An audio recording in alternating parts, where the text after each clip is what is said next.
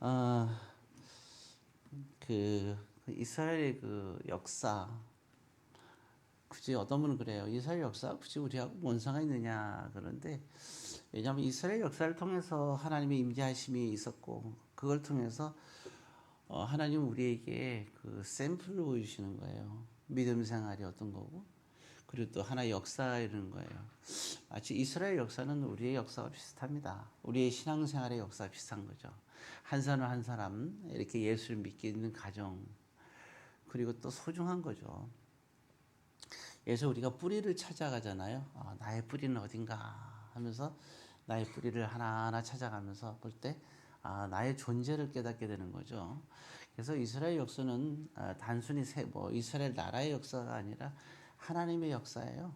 인간을 통한 하나님의 역사이기 때문에 이 뿌리를 찾아가다 보게 되면 저와 여러분들의 존재를 또 찾아갈 수가 있습니다. 그래서 역사는 참 중요하다. 그래서 우리가 보면 그럼 신약 시대는 우리가 보면 그러죠. 우리 예수 믿으니까 예수님이 오신 다음에만 믿으면 신약만 믿으면 되지 않겠나. 그럼 신약 성경을 읽으면 되지 않겠나 이런 생각을 사실 저도 처음에 신앙할 때 그런 생각을 했어요. 구약은 뭐 예수님과 상관없는 이런 생각을 했는데 제가 참 어리석다는 것을 알기에는 그렇게 오래 걸리지 않았습니다. 구약과 신약 성경을 같이 이렇게 동시에 보면서 하나하나 깨달은 것은 구약의 하나님과 신약의 하나님은 동일하신 하나님. 예수님도 항상 말할 때 아버지의 뜻대로 내가 이곳에 왔고 내가 말하는 것도 아버지의 뜻대로 한다고 얘기를 하고 있어요. 그래서 이게 구약과 신약은 동일하신 하나님이고 구약의 역사와 신약의 역사는 그것이 충돌하는 게 아니라 우리의 신앙에서 꼭 필요한 신약 성경은 총 27권으로 되어 있죠. 27권이 우리 신앙생활에 온전한 게 아니라 서로 성경은 짝이 있다고 얘기하는데 어떤 사람들은 짝을 이상하게 해석하는 사람들이 있어요. 어느 본문에 있는 성경의 짝이 다른 성경 본문에 짝이 있다고 얘기하는데 짝이 그 짝이 아니에요. 구약 성경 39권, 신약 성경 27권, 66권이 합했을 때 온전한 성경이 되는 거예요. 이게 제대로 된 짝이죠. 짝에 대한 거를 여러분들이 혼동해서 물론 우리가 구약에 있는 성경 말씀이 신약에서 예수님 말씀, 특히 마태복음에 보게 되면 많은 말씀의 얘기가 구약 성경을 모르면 이해할 수가 없는 말씀이 많아요. 왜냐하면 구약 성경의 그러한 지식의 배경 속에서 쓰여진 것이 마태복음이라서 복음서 제일 어려운 게 마태복음이에요. 성경을 처음에 탁 펴면 되는 마태복음이잖아요. 나 이제부터 성경을 읽어야지. 마태복음 펴면 처음에 뭐만 나와요? 아브라함과 다윗의 자손 예수 그리스도가 나오면서 낳고가 계속 나와요. 이거는 뭐 1절을 읽어도 아브라함은 이삭을 낳고 또 이삭은 야곱을 낳고 낳다 보니까 정신이 없어요. 이 수많은 이름 낳는 게 도대체 나는 뭔 상관이니까 스트레스 받아고 그다음에 성경을 적게 되죠. 성경을 펴면 이제 졸리기 시작한 거죠. 여러분들은 그래서 마태복음이 사실은 제일 먼저 기록된 건 마가복음이에요. 그리고 이제 마가복음을 중시해서 성경이 기록되기 시작을 하고 특히 그렇게 예수 믿지 그러니까 이방인들이 신앙생활 할 때 이방인들을 위해서 쓰여진 복음서가 바로 누가복음입니다. 여러분들이 성경을 읽을 때 항상 제가 강조하는 것은 어려운 마태복음부터 읽지 말고 항상 누가복음을 먼저 읽으시라고 얘기하고 있어요. 그다음에 마가복음을 읽고 요한복음은 상당히 깊어요. 그래서 요한복음은 뭐 깊은데 깊은 걸 모르고 읽는 것도 은혜예요. 그래서 여러분들이 요한복음을 이렇게 읽으시면 되고 마태복음도 한번 읽어보시면 좋아요. 근데 이제 족보가 나오는데 낳고가 싫으면 넘어가세요. 그 다음부터 읽으시면 됩니다. 그래서 한번 이렇게 읽어보시고 그 다음에 이제 구약 성경, 신약 성경을 같이 이렇게 읽으면서 은혜로운 게 참 좋고 예수님의 모든 말씀은 그 내용이 구약에 있는 말씀과 연관된 말씀이 많이 있어요. 자, 그래서 오늘은 이제 우리가 또 이제 본문의 말씀은 또 다니엘서를 보게 됩니다.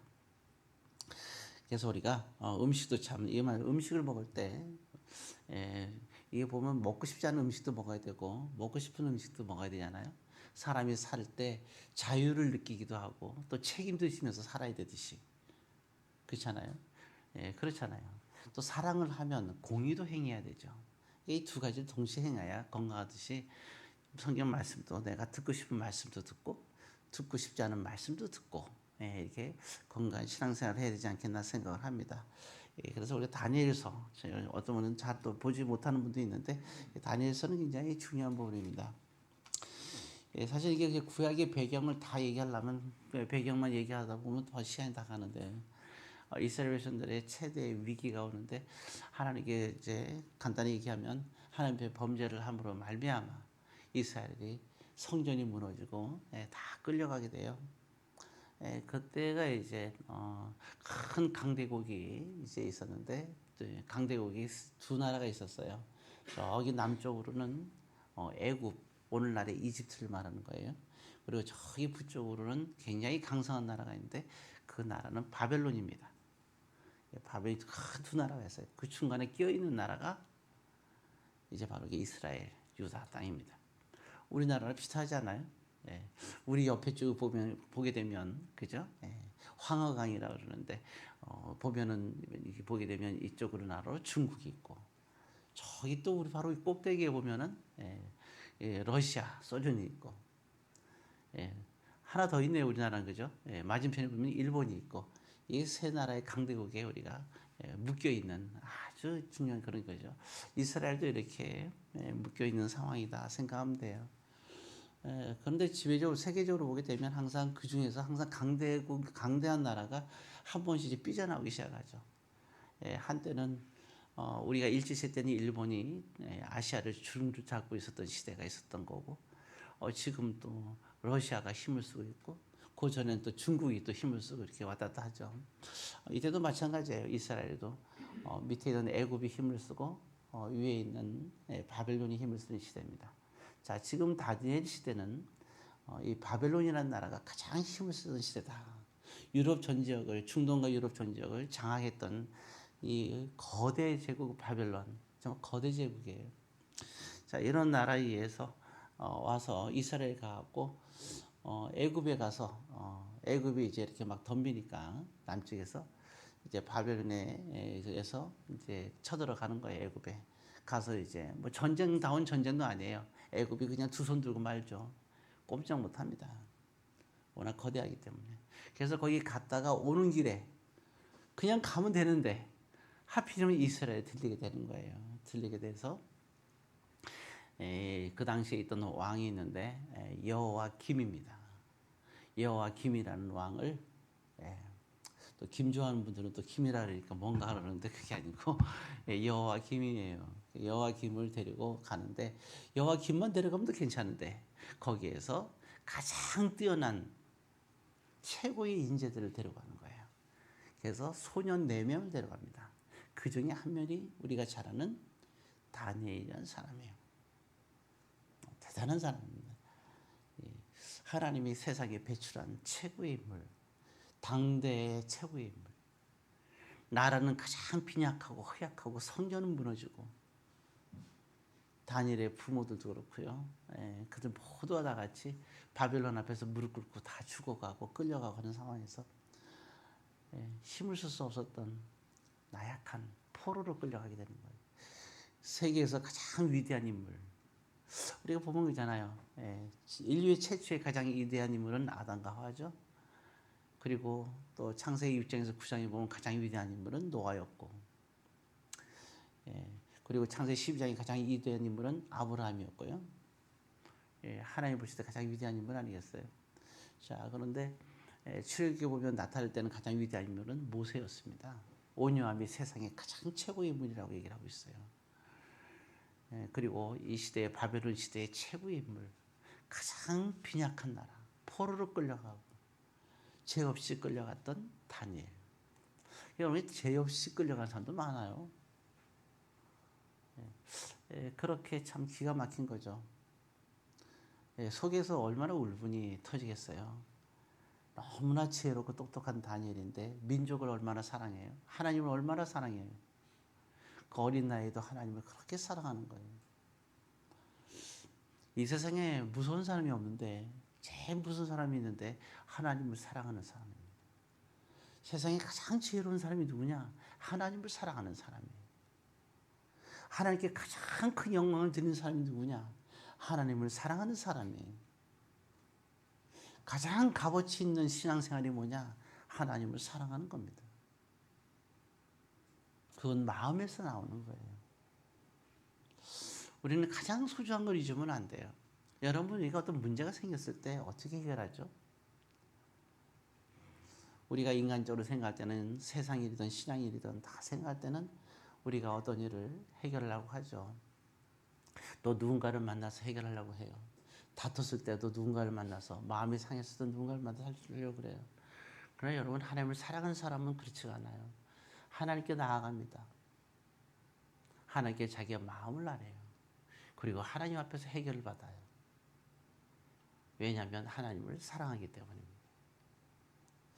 하나님은 사람도 있잖아요. 하다못해 짐승도 그래요. 강아지도 보게 되면 주인이 여러 명이도 그 수많은 주인 중에서 한 사람에게 꼬리를 흔들어요.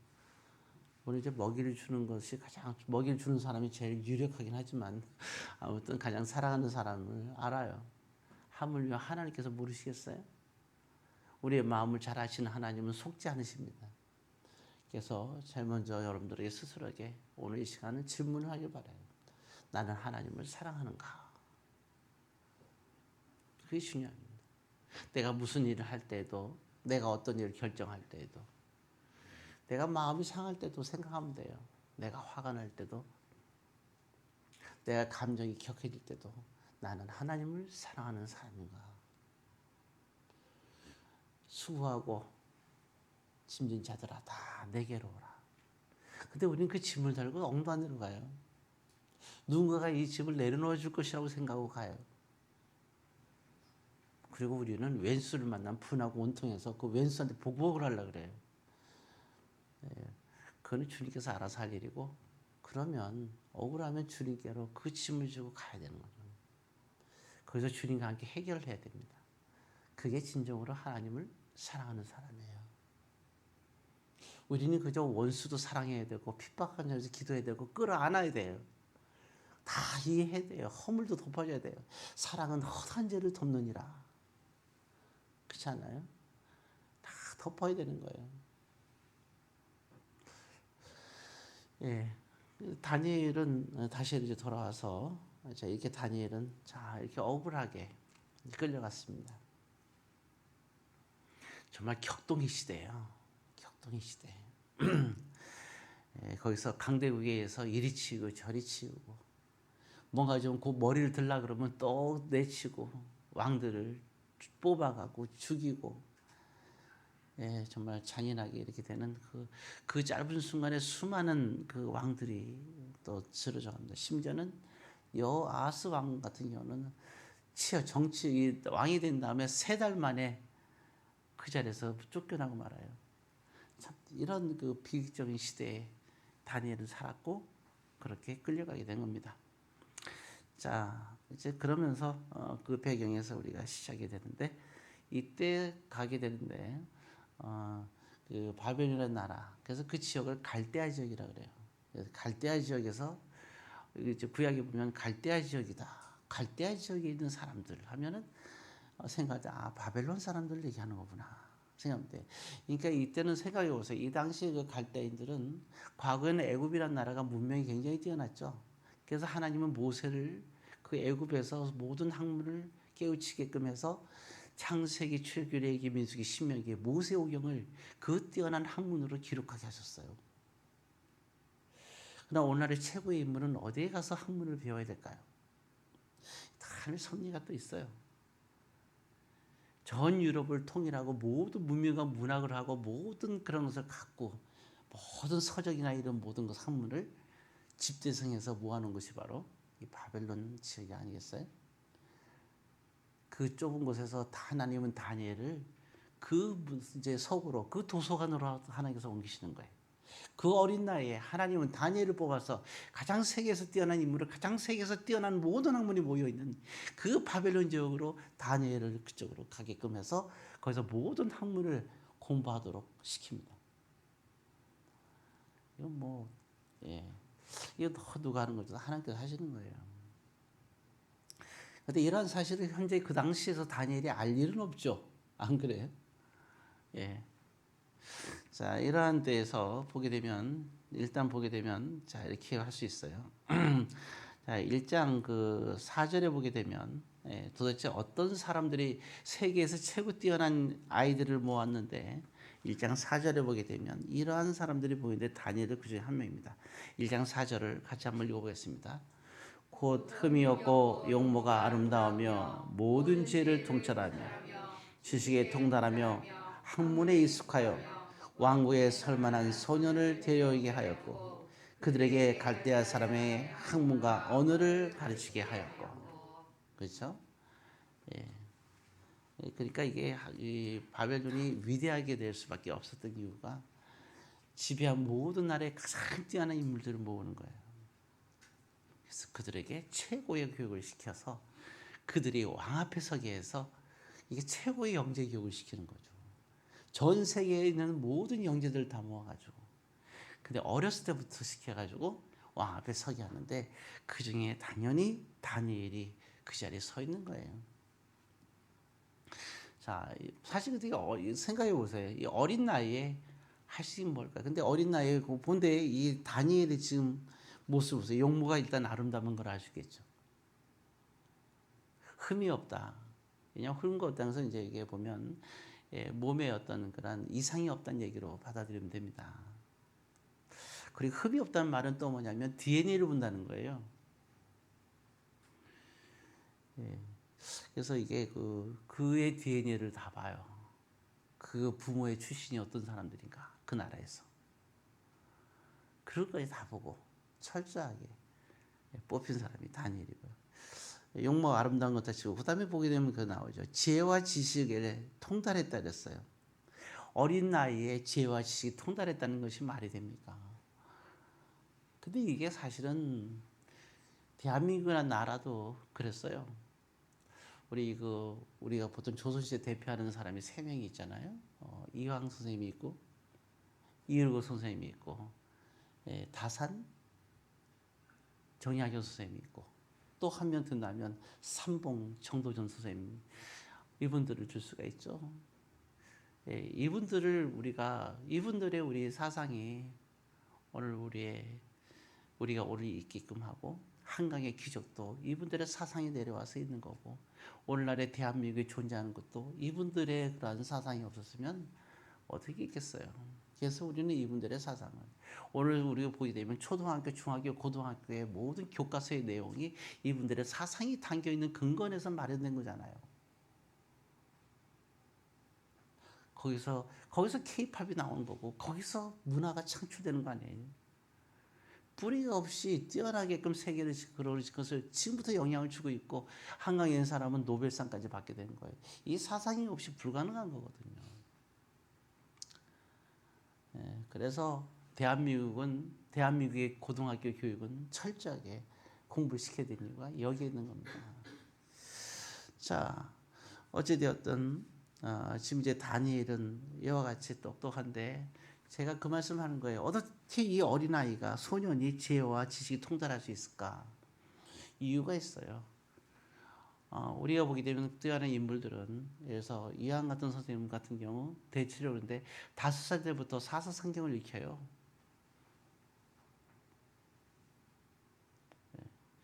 대부분 뛰어난 인물들은 다 그때 5살 때부터 공부를 했어요.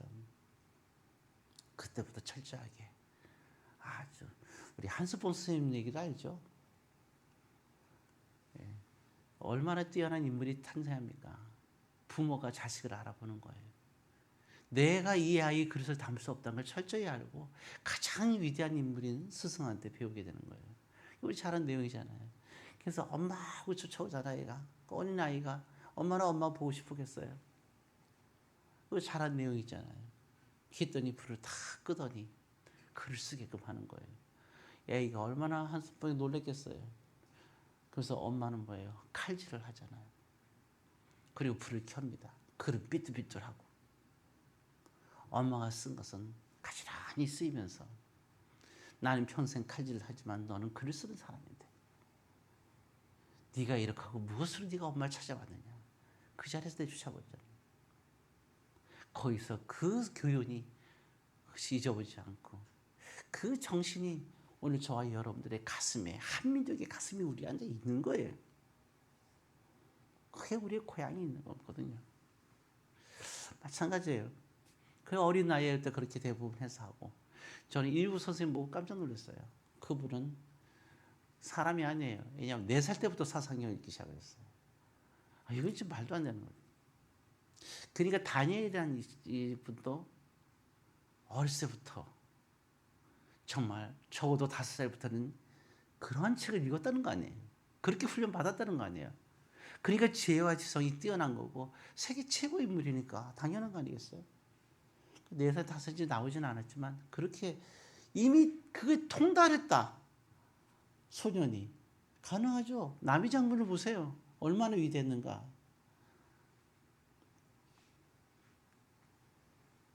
10대 천하를 평정하지 않으면 어찌 4대 대장부를 하리요. 가장 어린 나이에 장군이 돼갖고 사람들이 다 인정하잖아요. 근데 왕이 두려워서 왕이 두려워할 정도의 장군이 됐어요. 그 어린 나이에. 그래서 모함으로 죽여버리잖아요. 얼마나 뛰어났으면. 그의 가슴이 아직도 사무치고 있잖아요. 이 다니엘이 얼마나 뛰어나요. 그러니까 이 뛰어난 이 다니엘은 얼마나 하나님을 사랑했으며 얼마나 이스라엘 자기 유대 민족을 사랑했겠어요. 그리고 이곳에 그래서 끌려가게 된 거예요. 근데 자기가 너무 어리니까 머리는 세계를 담을 수 있는데 머리는 담을 수 있는데 자기의 몸은 노예를 끌어서 할 수 있는 게 아무것도 없잖아요. 안 그래? 역시 뛰어난 인물은 뛰어난 인물이에요. 그래서 생각하는 거예요. 내가 하나님을 위해서 할 수 있는 게 무엇일까? 내가 할 수 있는 게 무엇이 있을까? 우리가 지렁이도 밟으면 꿈틀거린다잖아요. 어제 다니엘인데 가만히 있을 수 있겠어요? 하나님께서 뭔가를 해야 되잖아요. 그래서 다니엘 이름도 바꿔요. 이 사람들이. 벨드사살이라고. 사살이 뭡니까? 사살이. 다니엘 얼마나 좋아요. 바꿉니다. 자, 그래서 하는데 다니엘이 뜻을 정합니다. 자기가 할 수 있는 거. 가장 멋있어요. 8절에 보게 되면 그렇게 나오죠. 자, 8절 한번 읽습니다. 다니엘은 뜻을 정하여 왕의 음식과 그가 마시는 포도주로 자기를 더럽히지 아니하려 하고 자기를 더럽히지 아니하도록 환관자에게 구하니 그랬습니다. 자, 그 두 가지 얘기죠. 왕이 주는 음식, 왕이 먹는 똑같은 음식을 주는 거예요. 참 그렇게 인재를 얼마나 훌륭하게 생각하는지 알겠죠. 참 괜찮은 나라고 괜찮은 왕들이죠. 왕이 주는 음식을 먹게 되고 이들을 신하로 쓰겠다는 거예요. 타민족인데도 불구하고. 나중에 결국은 다니엘이 어디까지 올라가요? 왕 바로 밑에까지 올라가잖아요. 전 세계를 다스리는 것의 왕 바로 밑에서 왕을 다스려요. 결국 세계를 다스리고 세계를 정복하게 되는 거예요. 그러니까 바벨론 나라가 왕성할 수밖에 없게 되는 거죠. 이러한 위대한 사람이 다스리게 되니까 놀라운 일이 벌어질 수밖에 없는 거예요. 어찌되었든 뜻을 정하게 됩니다. 근데 거기 보면 이게 더럽히지 않겠다 이랬죠. 더럽히지 않겠다. 이 말이 뭘까요? 여러분 왕이 주는 음식이 이제 고기죠. 포도주가 있어요. 고기와 포도주가 있는데 여러분 고기가 더럽습니까? 이 모든 이 음식은 누가 주시는 거예요? 고린도 교회에 보면 사도 바울이 얘기하죠. 음식은 죄가 없어요. 모든 생명체들은 다 하나님께 주신 거예요. 다 거룩한 거예요. 그럼 보면 뭐예요? 이게 소나 돼지가 이게 더러운 게 아니잖아요. 근데 여기 본문에 보면 그럼 뭐 돼지가 그렇다 그러면 구약에 그러면 뭐 소를 먹으면 되죠. 양도 먹어도 되고. 근데 일체 고기를 먹지 않겠다고 결정하는 거예요. 그래 나는 나에게 나오는 음식을 먹지 않겠다. 그리고 뭐만 먹겠다 그랬어요? 오직 한 가지 채식만 먹겠다고 결정을 합니다. 그래서 제가 채식주의라고 그런 거예요. 수많은 소년들이 전 세계에서 가장 뛰어난 인물들이 모였어요. 다니엘만 뛰어난 게 아니라 모든 뛰어난 사람들이 다 모였어요. 다니엘의 세 친구도 굉장히 뛰어난 사람들이에요. 어떻게 보면 그 수많은 인재들이 모여서 평범할 수도 있어요. 그러나 다니엘에게는 독특한 것이 드러나기 시작을 했는데 바로 이 결정이었어요. 나는 채식만 먹겠다. 더럽히지 않겠다는 말이 나오는데 더럽히다는 말이 뭔가 우리가 생각할 때 뭐가 더럽히는 거죠? 나는 이스라엘의 그러한 나는 그 자식인데 사람인데 다른 나라에 우리나라를 지배한다 그래서 나에게 이러한 음식을 준다. 너가 준 음식이 싫다. 이런 뜻인가요? 힘세다고 나를 포로를 끌고 와서 나에게 이런 음식을 주는데 나는 이런 것을 먹기 싫어. 이런 뜻인가요? 아니면 도대체 뭐가 문제가 될까요? 음식이 문제도 아니고 그 나라에서 주는 것도 아니고 그런 뜻이 아니에요. 더럽다. 더럽다는 것은 우리가 말하는 더럽다는 뜻이 아닙니다. 나의 이곳에 내가 비록 이방 나라에 있지만 성전은 무너졌지만 내 안에 계신 하나님에 대한 신앙을 지키겠다는 뜻이에요. 내가 하나님에 대한 나의 마음, 하나님에 대한 사랑하는 마음에 내가 조금도 흔들림이 없게끔 나를 지키겠다는 거예요. 그들이 가르치는 학문, 그들이 가르치는 모든 것들, 그런 왕국의 규례라든가 모든 것을 가르치고 그리고 모든 음식을 먹으면서 나는 조금도 하나님에 대한 사랑에 대한 순수함을 나는 잃어버릴 수가 없다는 거예요. 내가 조금이라도 하나님을 사랑하는 마음에 그게 조금이라도 내가 누가 된다 그러면 그거는 모든 것은 그 어떤 것이라 하더라도 더러운 것이라는 거예요. 그래서 우리가 잘하는 쉽게 왜 이 얘기가 나오냐면 우리가 잘하는 게는 첫 번째 계명이 다른 신을 섬기지 말라. 두 번째 계명이 뭐죠? 우상을 섬기지 말라. 우상이 뭐예요? 내가 하나님에 대한 신앙, 하나님에 대한 사랑, 하나님에 대한 나의 뜨거운 신앙, 이 신앙에 조금 더 누가 되게끔 하는 그 어떤 존재라 하더라도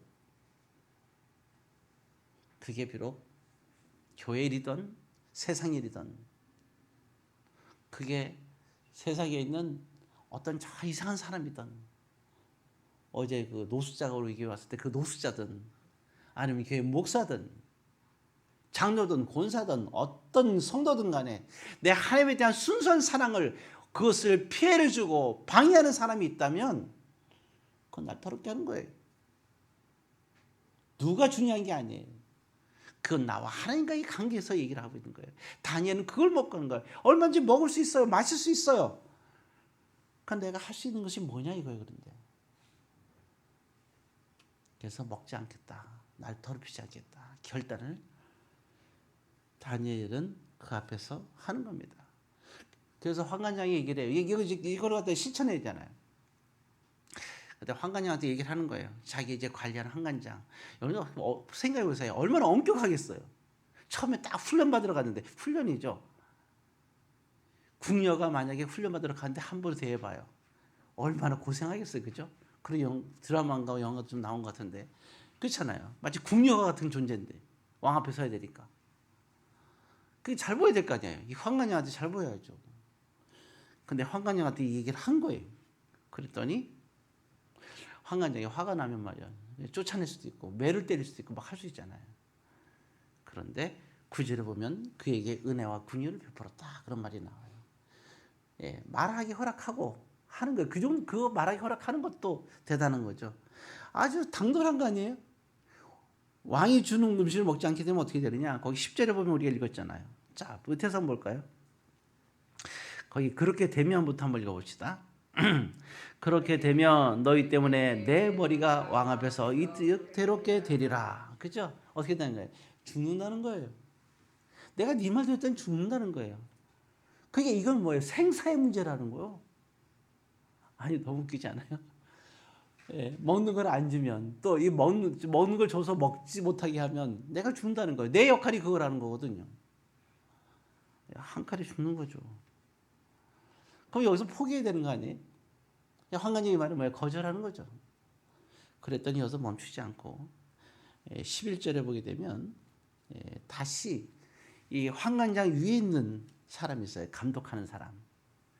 그 감독하는 사람에게 또 다시 찾아가서 얘기하는데요. 그게 바로 12절의 말씀입니다. 12절 한번 읽어볼까요?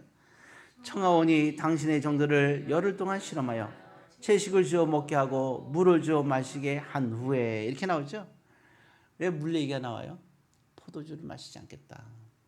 이들의 일반 문화는 포도주와 고기와 빵이잖아요. 포도주도 안 마시겠고 물도 안 마시겠고 반대네요. 포도주는 안 마시겠고 물은 마시겠고 포도 대신 고기는 안 마시고 고기 대신 채식을 먹게 열흘 동안만 우리를 시험해 주세요. 여기 뭐에 대한 확신이에요? 하나님에 대한 확신이 있는 거예요. 그러니까 다니엘이 하는 게 할 수 있는 것이 이게 다예요. 여기에 목숨을 걸어요.